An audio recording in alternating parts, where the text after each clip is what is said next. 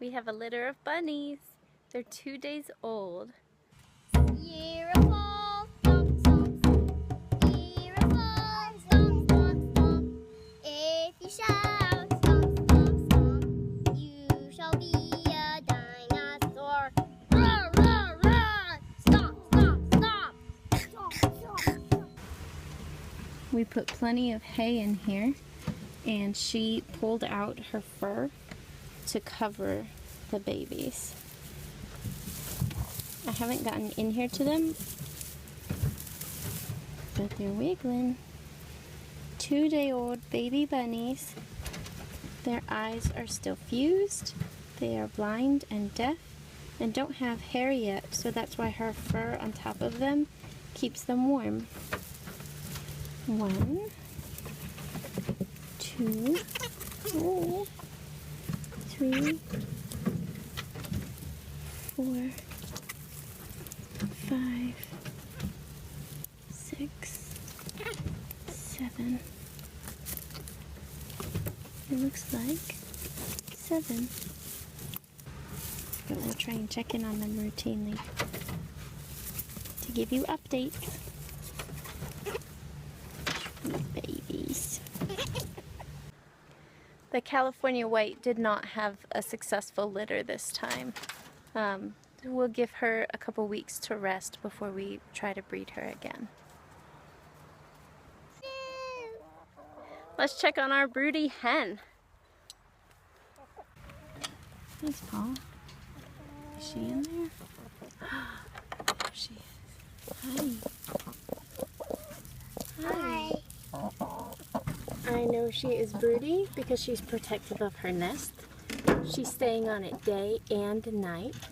She gets off once or twice a day to eat and drink and poop, and that's it. So we're gonna entrust her with some eggs. Our Cochin was in this space. This is where she raised the chicks that are now in the Shire yard. Shire meaning we really like the gardens on The Hobbit in the Shire. So that's what we call our front garden where the kids play. The eggs need a thick layer of cushioning because she's going to sit on them for 3 weeks. So we got to move some of this hay into the brooder. How do you hold the camera? You want to film? Hold it up. There you go. Make sure it's straight. Straight. There you go. You're a good little cameraman. We want to show the hay? We're going to move the hay. Can you back up a little bit? Because I'm going to run you over. I Got it? can. You can? This is the hay. See all that hay? I'm going to put it in the chicken brooder. Oh, I got a hay string too.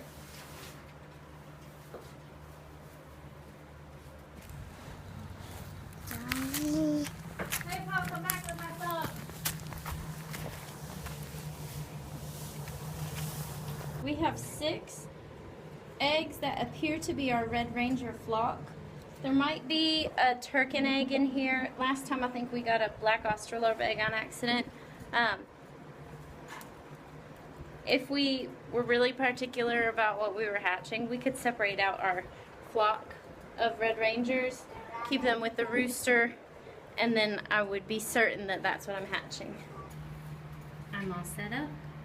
Eggs, food, water. Now we just need to sneak a chicken. We moved her in last night and she is set on the eggs. I've been home from work about an hour and I'm tucking all the animals in for the night.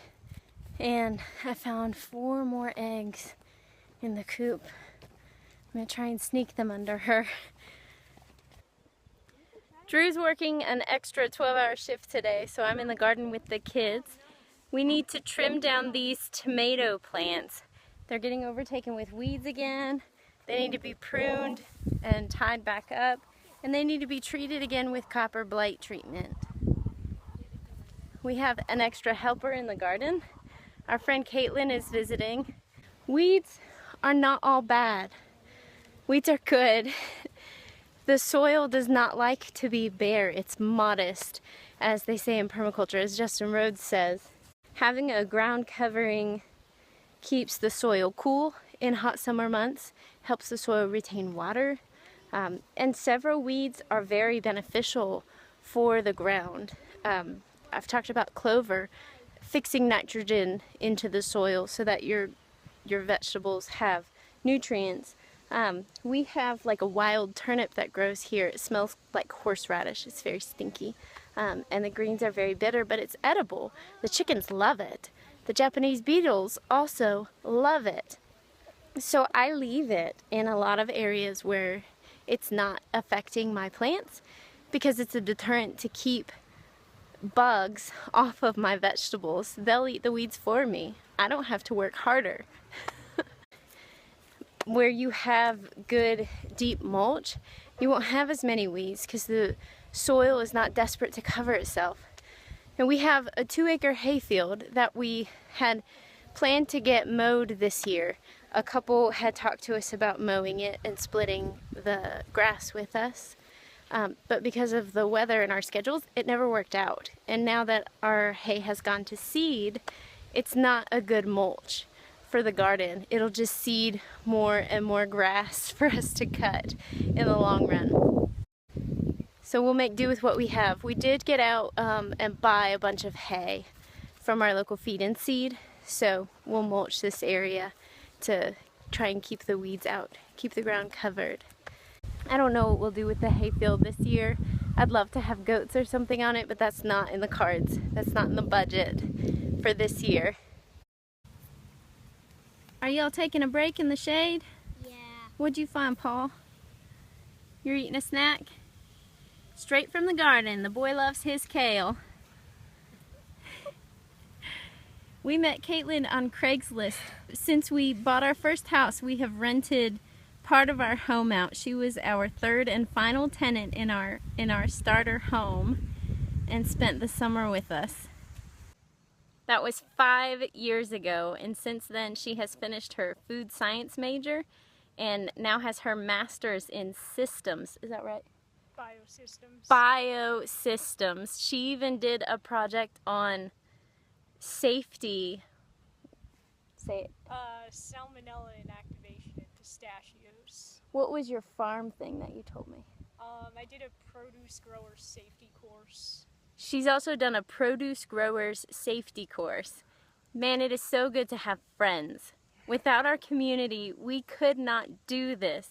People like Caitlin, our friend here, are so beneficial to help us. If we have safety concerns on our produce with our garden, we have a friend to call.